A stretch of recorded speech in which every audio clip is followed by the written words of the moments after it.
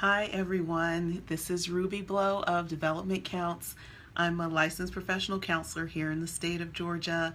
I'm also a board certified coach as well as MBCC approved continuing education provider. As many of you know, I provide lots of other support for mental health professionals, and I wanted to talk to you a little bit today about referral based marketing. I don't know if this is a term that anyone in marketing has come up with, but it's something that I think about a lot. And I happened to have a discussion yesterday with some of my supervisees about this, and I thought it would be helpful to share with others. So here goes. Basically, particularly when you're working in a private practice setting or any small business setting as a mental health professional, really any kind of work that you might be doing, there are always situations where you may get incoming calls, requests for services that really aren't quite like in alignment with what you actually do.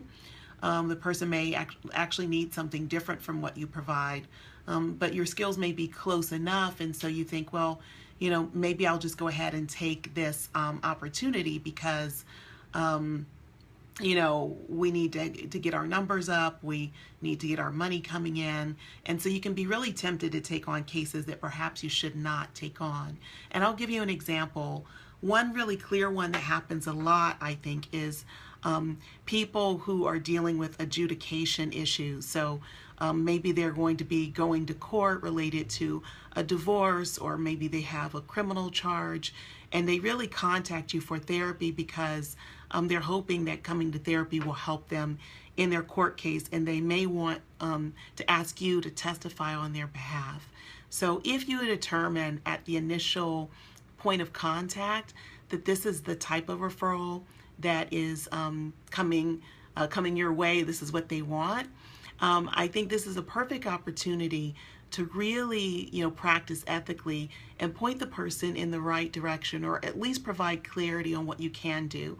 For example, what you could say to them is, if it's a divorce situation, you could say, I'm happy to work with your family. Often people are wanting to bring their children in because they're going to be dealing with some custody issues. And you could say to them, I'm happy to work with your family for the purpose of really healing and for the therapy and for being able to deal with what your family needs support with post-divorce. However, it's not my role to get involved with going to court. In fact, it's antithetical to therapy. Now, you might not say antithetical to the client, just depends on who they are. You want to say something they'll understand. But you want to let them know that it's just not in alignment with being therapeutic to also know or plan that you're going to be involved with court, and that you'd be happy to refer them to someone who practices forensic psychology. This is their area of specialty, right? It's actually a dual relationship to intentionally, I think in particular, go into a therapeutic relationship with someone for the purpose of later then being involved with a court case or knowing that's going to happen. Now, honestly, clients will pull us in. Sometimes we'll be asked after the fact. Sometimes it wasn't intentional.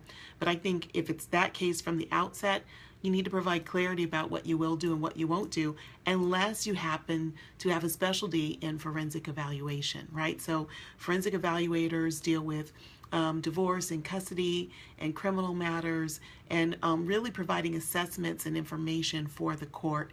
And typically that's not what your average clinician is doing, okay? Now, why do I call this service-based referrals or marketing-based referrals? Because every single time you do the right thing by a person who contacts you for services, and you connect them with the resource that's really more in alignment with what they need, then that person had a positive experience of you. And when they know someone who in the future actually needs help with what you do, they're more likely to refer that case to you. Does that make sense? So don't worry so much about how am I going to build my caseload. Just think about the caseload that you have. Do the right thing and the best work by the people you're working with, and those people will provide more than enough referrals. And I don't care if it's therapy, if it's coaching, if it's consultation, if it's training. There is an idea out there that there isn't enough, that we really need to keep all the referrals for ourselves, or that we can't really support, other clinicians or other trainers or other speakers or other coaches because, what about my own? What about my own workshop? What about my own supervision services?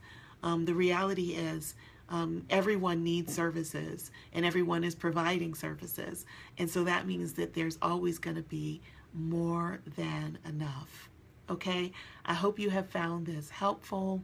If you're not already following my weekly blog where I write my topics each week that relate to personal development, professional development, ethics, trends in the field, please go sign up at developmentcounts.com. I also sometimes include videos like this one. This happens to be my blog topic for the week, so I'll go a little bit more in detail in my blog. And if I haven't seen you at a workshop, hope to see you at one in the future. I do have my last ethics training, general ethics training coming up this year on August 26th. You can register at developmentcounts.com. It's workshop number 10 called An Overview of the ACA Code of Ethics. All right, so that's 5 ethics hours. We have to get ethics hours live and in person. So if you still need ethics, you can sign up.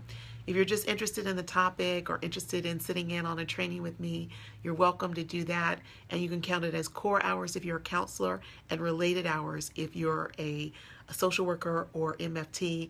But if you're using it for ethics hours are universal. Okay, thanks. Take care, everyone. Bye.